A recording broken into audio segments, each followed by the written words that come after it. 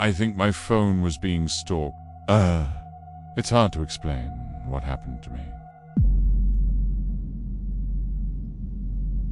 Words can't describe how scared I am.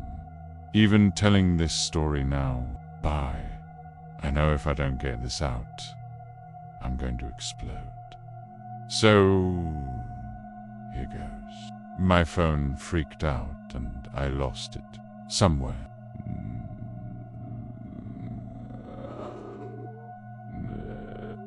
Now, this may not sound like a huge deal to you guys, but I swear to God it was fate. I lost my phone today while getting off a city bus.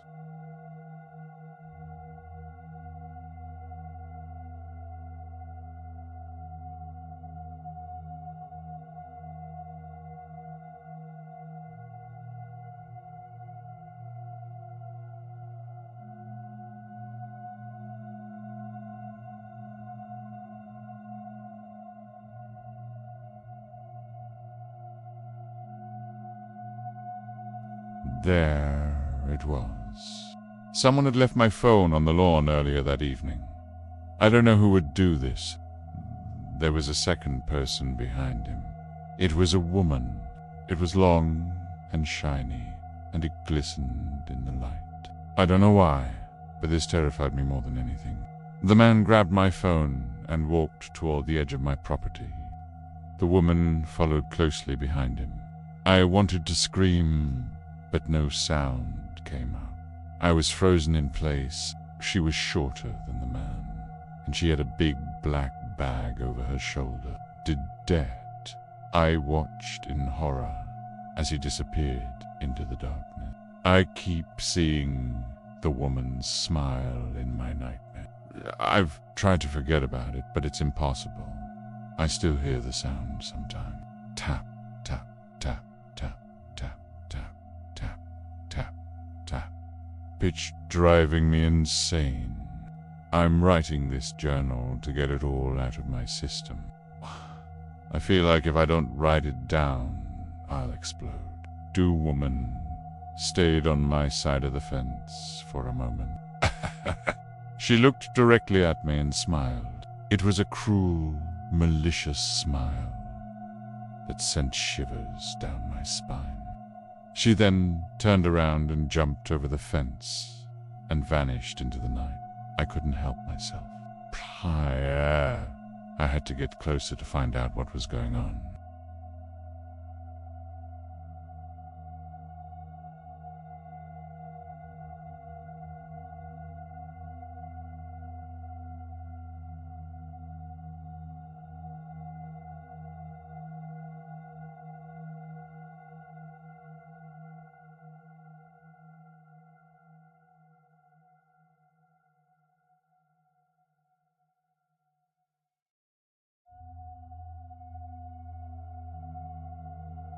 That's when the man turned around. He saw me and smiled. He waved at me and beckoned me over. I felt a sharp pain in my chest. It was like a physical weight pressing down on me. I pulled out my laptop and connected to the Wi-Fi. I went inside and got a flashlight and a baseball bat. I needed some protection. I stepped outside and made my way to where my phone was sitting. As I approached, I could hear the tapping again. It was so loud now that my whole body was shaking. I shone my flashlight toward the tree, and that's when I saw it. My phone was propped up on a branch. It was being recorded. I logged onto my account and tracked the last place my phone had been used. It was my neighbor's security camera.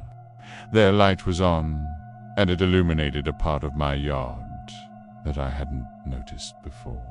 It was their camera that had recorded the person leaving my phone there. I'm not going to show you the footage because I don't want to scare you guys, but this is what it looked like. The video was grainy and pixelated because it was nighttime. You could see a man standing in front of my house. He was tall and thin. I could see his eyes. They were beady and black, and they seemed to glow in the darkness. P had a big bushy mustache and scraggly beard. It was like he was a skeleton wearing my skin. His face was white and pale, and his smile was crooked. It showed up on a map, and I could see exactly where it was. My blood ran cold. It was in my backyard. I live in Vancouver, and I'm usually a pretty careful person, always holding on to my things and stuff. Today I got distracted when we hit a bump in the road and it jostled around. I checked my phone to make sure nothing had fallen out of it.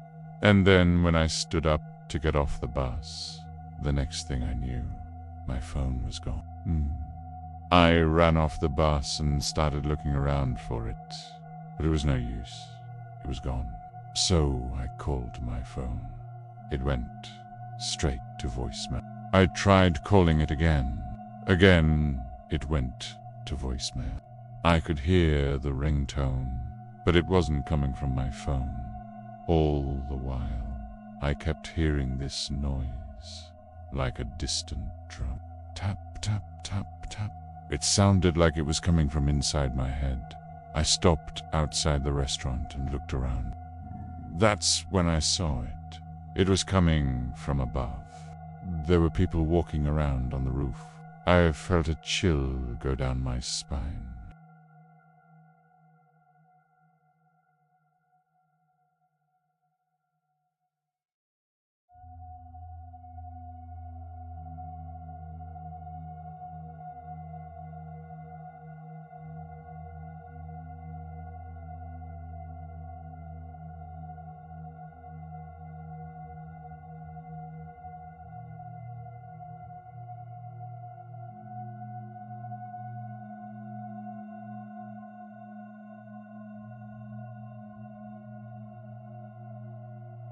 I looked through them, but there was nothing there.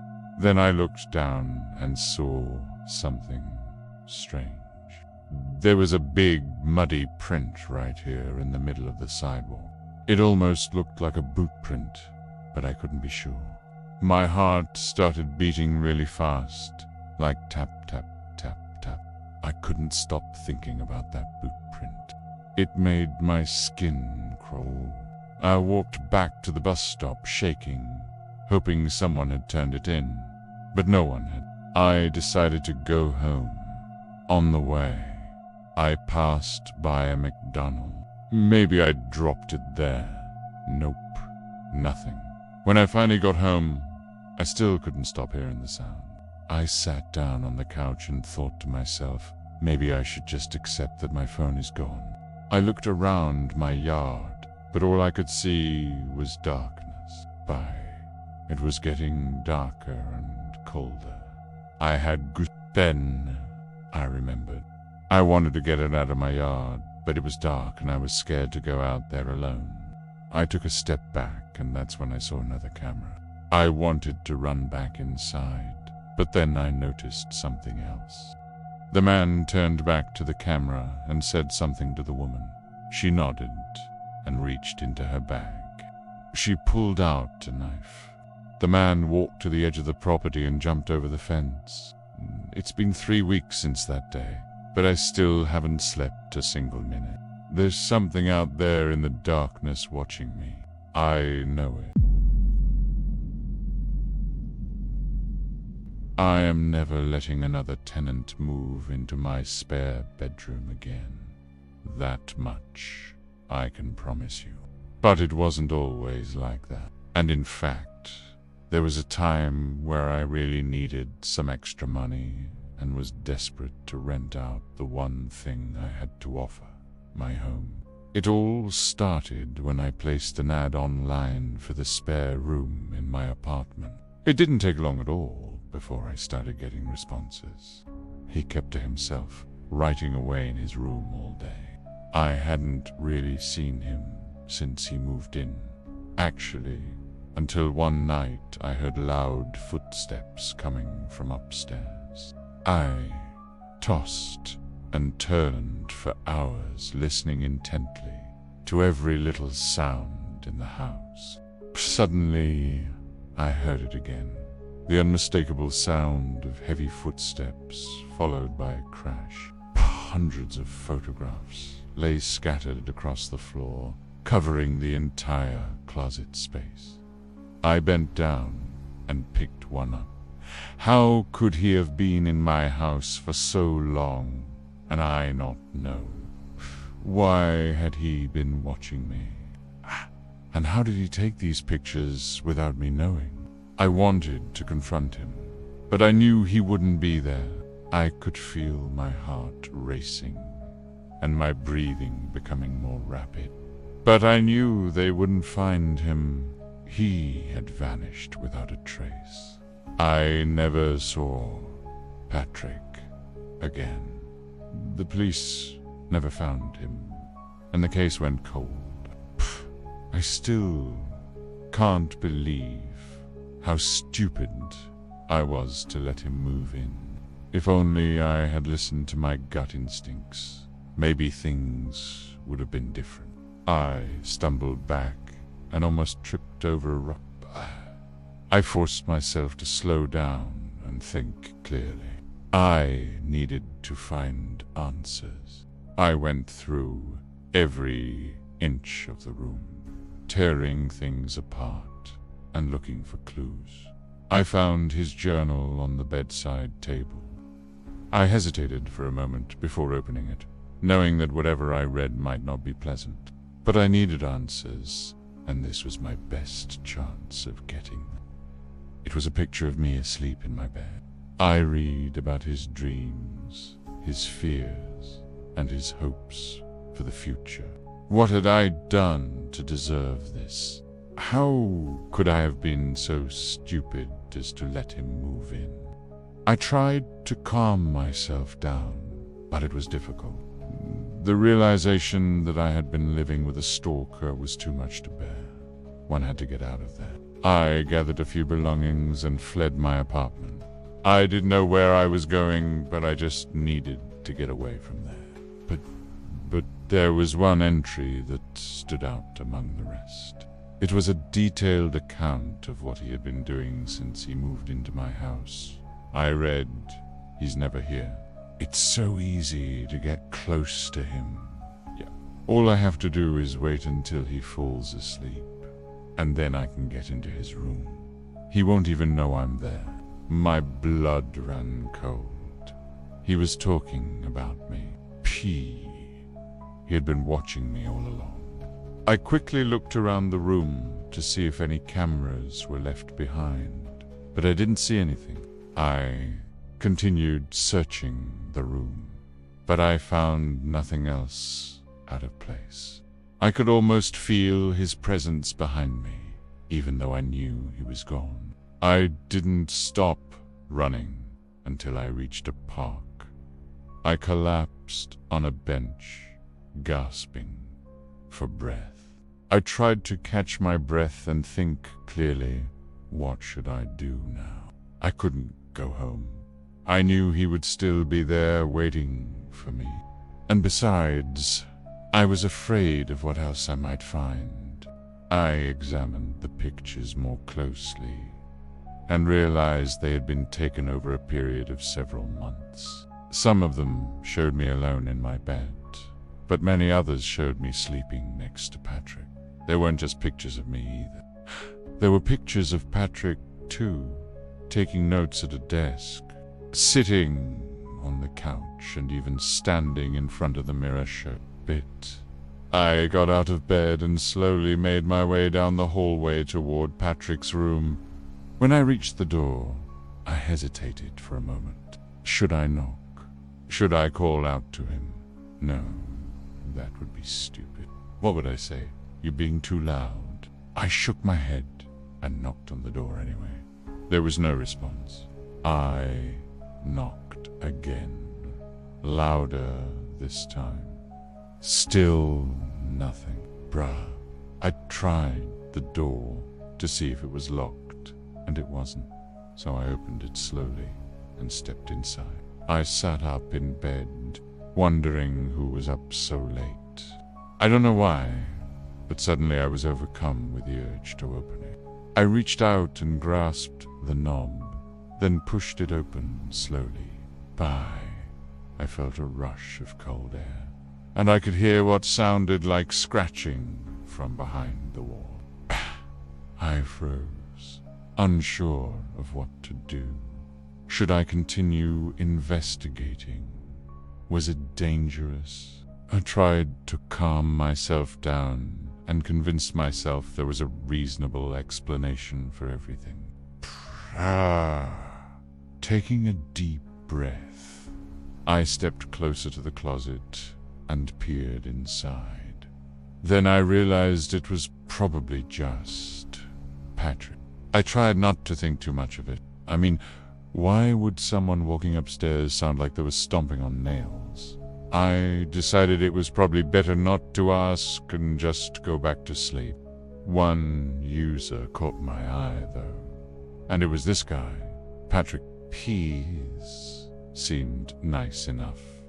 We exchanged a couple of messages back and forth. He looked confused. Noise? What noise? I told him about what I heard the night before. He insisted he hadn't been making any noise and that he was sorry if he had. Pressed further, but instead I just shrugged and went about my day. It continued to happen over the next few weeks. Every night I'd hear what sounded like hail for a few seconds, followed by loud thumps and crashes. Each time I did, I tried to convince myself it was nothing, that it was just some pipes in the walls or something. Still, I found myself getting less and less sleep each night. And it was getting to the point where I was considering confronting Patrick about it. And he told me a bit about himself. That he worked as a writer and just needed somewhere quiet to stay while he worked on his latest novel. I agreed to meet him for a viewing, and things went well. I liked what I saw, and after answering a few questions, I could tell he would be a perfect fit for my home. I have a no-party rule, and he seemed to understand and respect that. Plus, he offered to pay 3 months in advance, which was great because it meant I wouldn't have to worry about rent for a while. I let him move right in. At first, I barely even noticed he was there. However, the next day, when I saw Patrick downstairs, I couldn't help but ask him about the noise. One evening, I went to bed early, but I couldn't fall asleep. The room was empty except for the bed, but that wasn't what caught my eye. Instead, it was the closet. It took my eyes a moment to adjust to the darkness, but eventually I saw something that made me gasp. I was horrified. As I flipped through the pages, I saw entries dating back months. I slammed the book shut and sank to the floor. As I stumbled down the street, I could feel the weight of his eyes on me.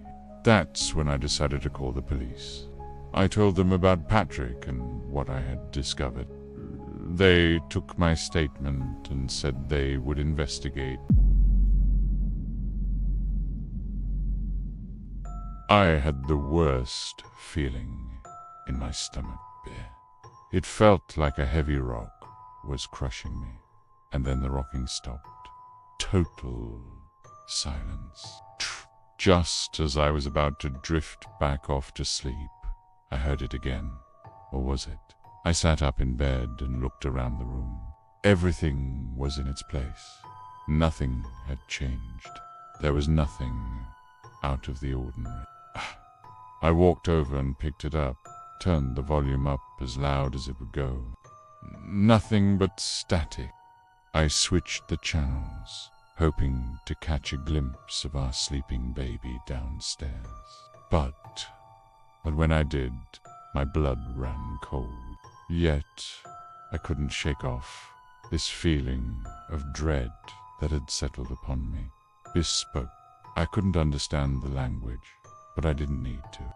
I stammered, trying to explain what I had seen, but the words wouldn't come out. All I could manage was a frantic, "You have to see this." She looked at me, confused, then followed me as I crept back to the monitor. Together we watched, mesmerized and terrified, as the shadow moved closer into view. The tone of its voice, raspy and ancient, sent shivers down my spine. But deep down, I knew we weren't alone.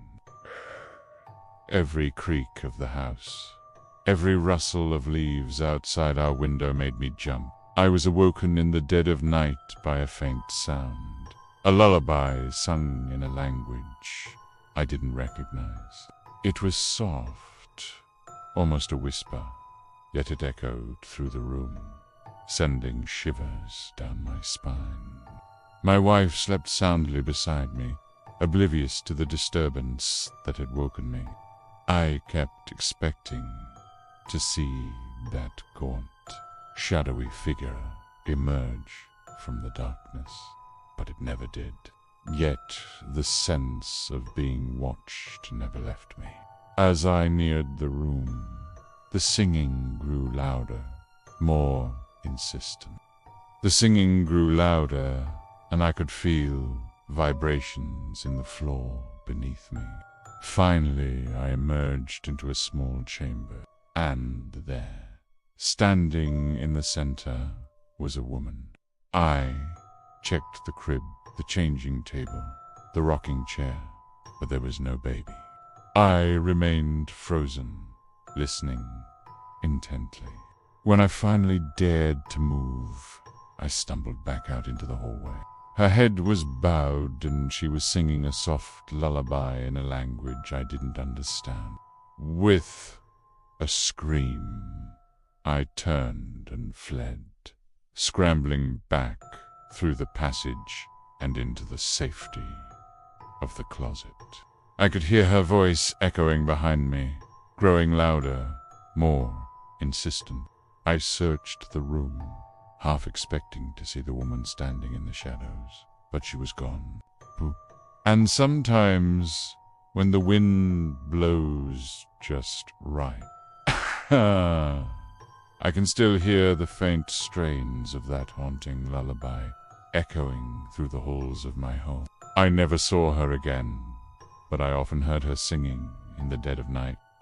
Sometimes, when I least expected it, I would catch a glimpse of her pale face in the reflection of a mirror or the window, a fleeting apparition that vanished before I could be sure I had seen her. I pulled the closet door shut, desperately trying to block out the sound. As she turned, I saw her face, pale and gaunt, with hollow eyes that seemed to stare into my soul. I couldn't help but shiver, yet the singing was louder now, and it was clear that whatever was making the noise wasn't in the closet, but behind it. I pushed the closet door open wider, revealing a small space behind where the wall had been slightly ajar. Oh. I reached out and pushed it open further, and what I saw made my heart skip a beat. And yet the singing continued, seeming to emanate from everywhere and nowhere. At once, I could feel a cold spot in the air, as if a chill wind was blowing through the room. Then I noticed it, a faint glow coming from the closet. I hesitated at the threshold, fear battling with my need to understand where the sound was coming from. Taking a deep breath, I stepped inside. Something was in the house with us, something sinister that lurked in the shadows and whispered in the darkness. I dropped to the monitor as if it had burned me, scrambling back from the nursery door. I tried to tell myself it was all in my head, just anxiety from moving into a new house. but the unease wouldn't subside. A whisper so faint that it was almost inaudible, too far away to make out any words, but definitely something being said. Fear threatened to consume me, but I forced myself to remain calm. I could hear the singing now, and it sounded like it was coming from inside the passage.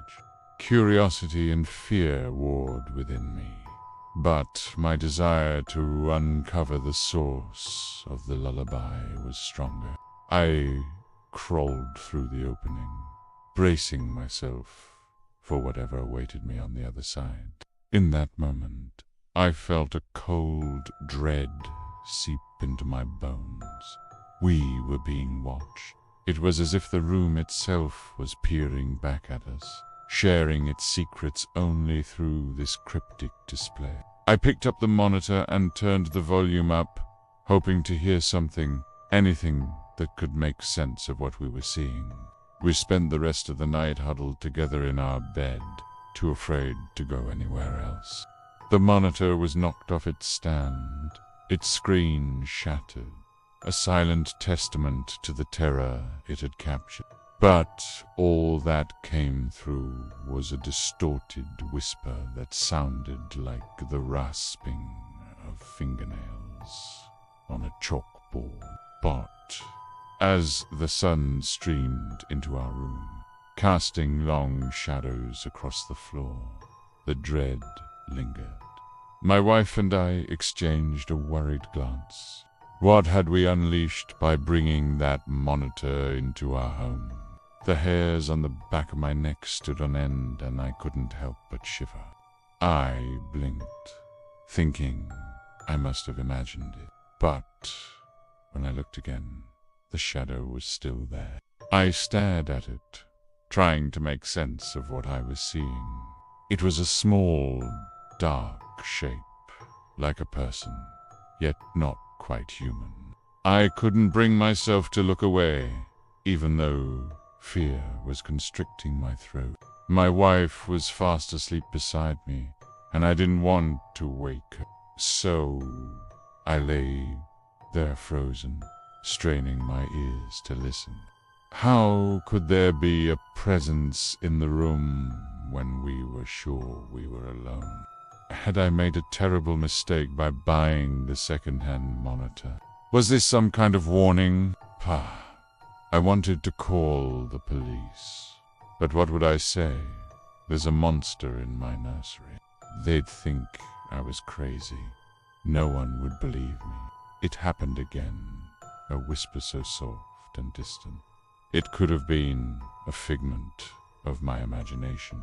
My gaze fell on the baby monitor that had been silent up until now, and a sudden thought struck me. It was a dark, empty room, just as we had left it. But then I saw it, a shadow in the corner of the nursery. As I watched, the shadow began to move.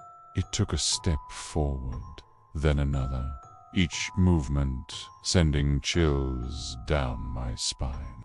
What was that? And then the shadow did something that made my blood run ice cold. My wife stirred beside me, and I rushed to her side, shaking her awake. Bet's face was pale and gaunt, its eyes hollow, sockets that seemed to stare right through us. The figure in the monitor seemed to sense our presence, because it stopped its movements and turned its head slowly toward the camera. Then, as quickly as it had appeared, the shadow vanished, leaving behind only darkness and the echo of its unsettling presence. We had hoped that with the morning light, the fear that had gripped us the night before would vanish as well. I tried to convince myself it was just a trick of the light, a figment of our collective imagination. The days that followed were filled with unease and paranoia. Then one night, it happened again. I got out of bed and walked to the nursery, drawn by an unseen force. The room was empty, with trembling hands. I opened the door, but inside was just hanging clothes and old, dusty toys. Behind the wall was a narrow passage, barely big enough for a person to fit through. Pah! The passage was dark and dank, and the air grew colder as I moved deeper inside. She was dressed in a long, flowing gown that looked like it had come straight from a bygone era. In that instant, I knew I had stumbled upon something ancient and evil. But then it stopped. Silence descended, heavy and oppressive, and I could feel the woman's presence just outside the closet, waiting, watching. The nursery was dark, the monitor silent. To this day, I wonder what evil entity I unleashed when I brought that monitor into my house.